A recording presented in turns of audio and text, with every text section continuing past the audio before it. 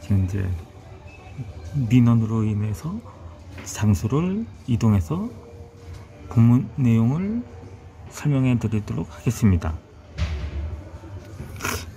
나는 사명을 가지고 이 땅에 태어났다. 우선 나에 대해서 소개하고자 한다. 나는 신학도 출신이라는 것 외에 특별히 내세울 만한 장력이 없다. 그것도 중퇴자다. 나는 2008년 11월 15일 첫 단행본을 출간한 이후 지금까지 4권의 책을 낸 작가이기도 하다. 따라서 올해가 작가십 데뷔 10주년이 되는 해이기도 하다. 사회복지와 자기개발 등 실용서적을 비롯하여 소설 같은 문학 작품도 출간하였다.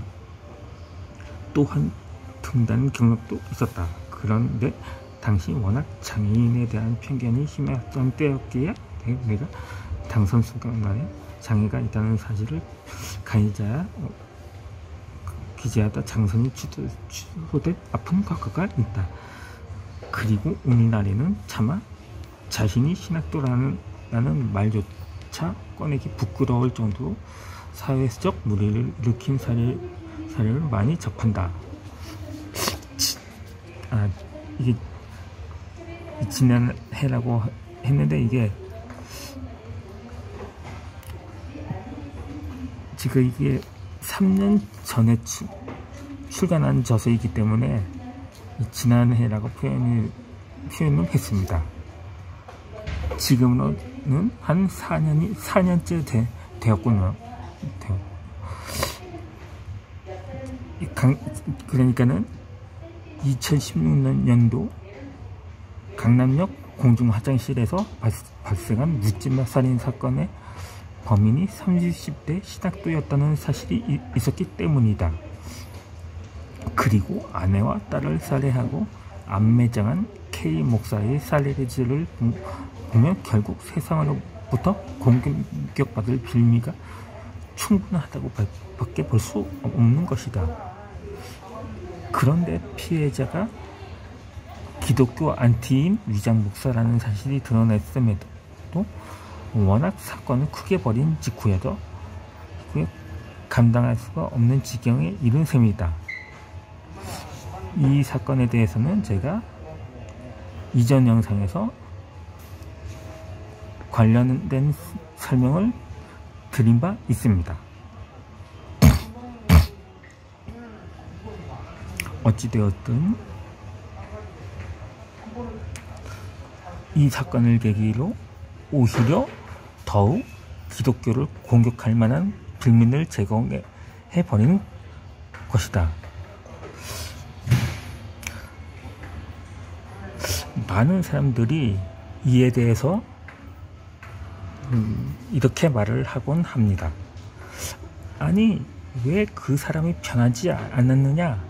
사울이 바울 되었듯이 왜 현실에서는 그러한 기적이 일어나지 않았느냐?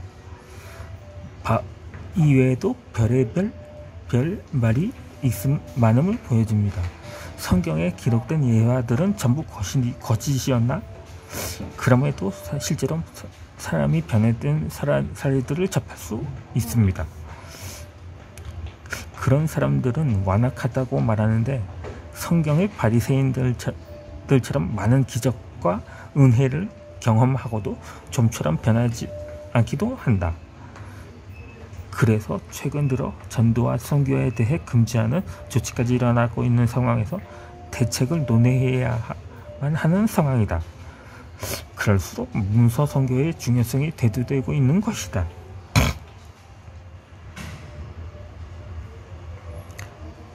본 작품은 8년 전에 탈고했으나 세월이 흐른 만큼 일부 부문 내용을 보완했다. 당시는 한 권의 책을 소개했지만 이제는 총 4권이 되는 등 스펙과 경력을 쌓아왔다. 처음 신앙 예화와 간증을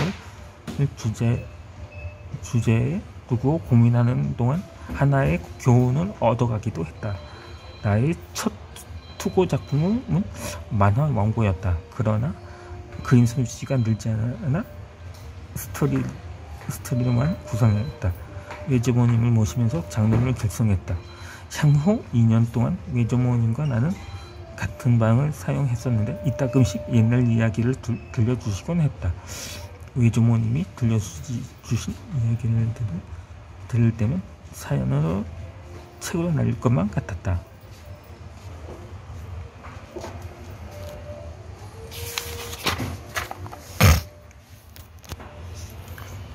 그래서 처음 집필하고자 한 분야는 간증문이었다.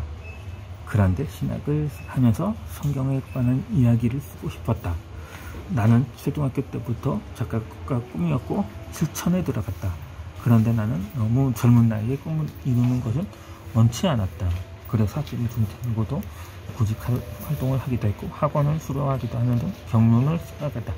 어느 공저자 명단 중에는 초등학생도 있었는데 이는 단행본을 내기 위한 하나의 과정인 셈이다.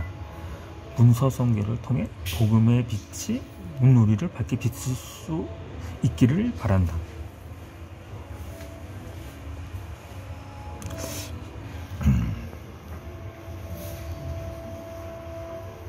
이제 사실상 이 저자의 신앙 간증 형식의 서문으로 첫 번째 서문이 있고 두 번째 서문이 있는데 바로 이것이 좀 이어서 집필한 하나의 서문 과정이기도 합니다. 이제 사실상 본격적으로 본문 내용으로 들어가 보겠습니다. 부정과 긍정은 강 건너 하나 사이다. 현대사회는 좀처럼 손해를 보지 않으려는 습성이 있다. 이러한 풍조는 비단 오늘날만의 문제만은 아니었다. 잠시 제가 거의 딱꼭질 비슷한 트림 이 섞여서 나오는 상황이라 약간 좀 목소리가 좀 잠시 소강 상태를 보였습니다. 인류 역사를 거슬러 올라가 보면 이와 같은 일이 적지 않았음을 보여준다. 주후 1세기경 예수님이 활동하던 유대사의 한 부자 청년이 소문을 듣고 예수님을 찾아와 물었다. 예수님이시여, 제가 어떻게 하면 영생을 얻겠습니까? 그 청년의 말에 예수님께서는 이렇게 대답하셨다.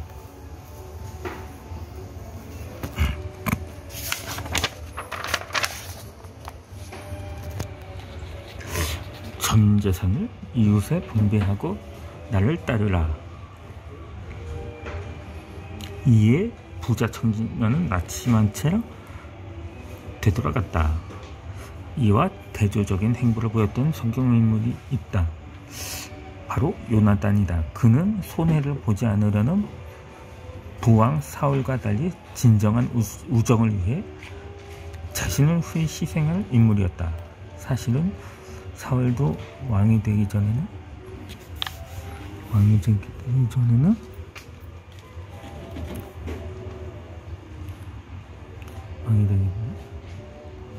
자기 부정의 대명사였다. 이스라엘의 왕정시대를 연 사무엘 선지자가 왕으로 추대될 만한 인물을 찾던 중 훤칠한 사내를 발견하게 된다. 그는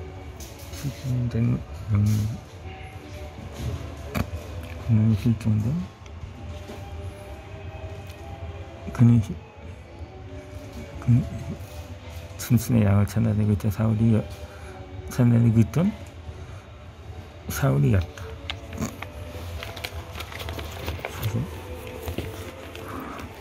계속 앉아만 있었더니 조금 입속으로 설명을 드리겠습니다.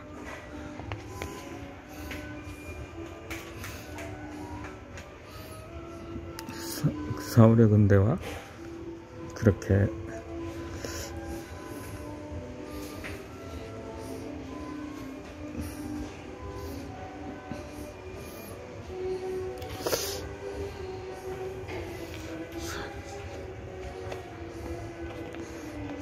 서울의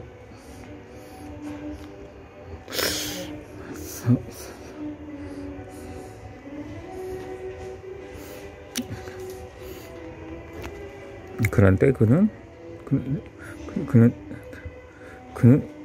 사무엘은 그에게 다가와 기름을 부으려고 했으나 이 사울이 다시 지파 중에 가장 작은 자라며 왕이 된 인물은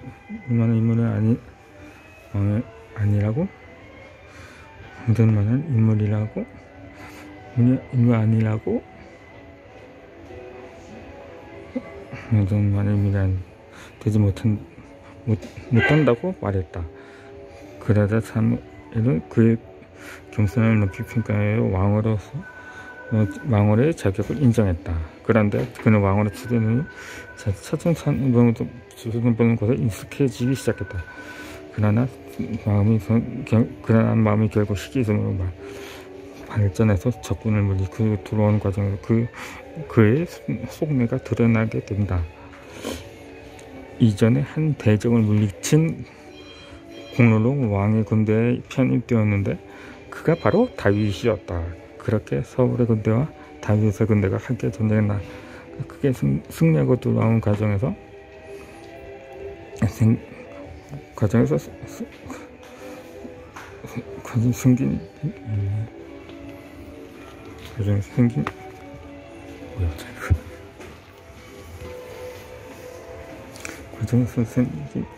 일이었다. 백성들이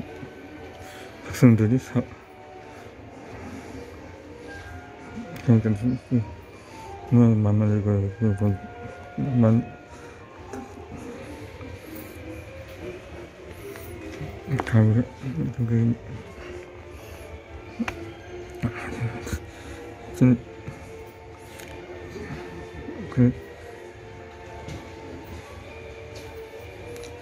백성들이 사울과 다윗이 행군하는 상황에서 사울은 천천히요 다윗은 만만히노다 라고 외치면서 모든 시선이 다윗에게 쏠리자 사울왕은 다윗을 없애버리기로 결단한다. 그런데 목숨이 위태로운 상황에 처한 다윗을 끝까지 지켜준 사람은 놀랍게도 왕자인 요나단이었다. 입장을 바꿔 생각해보면 당시 차기 왕 후보 여론 1위. 그러니까 지금의 이낙연급 되는 위치였던 거죠. 굳이 현재 입장에서 표현한다면 그렇습니다. 저우지간 사울왕은 다윗이 없어지면 자동적으로 요나단의 입장에서 보면 요나단이 왕위를 물려받게 됩니다. 그래서 요나단의 입장에서는 절호의 기회였음에도 그는 결국 왕위에 연연하지 않았다.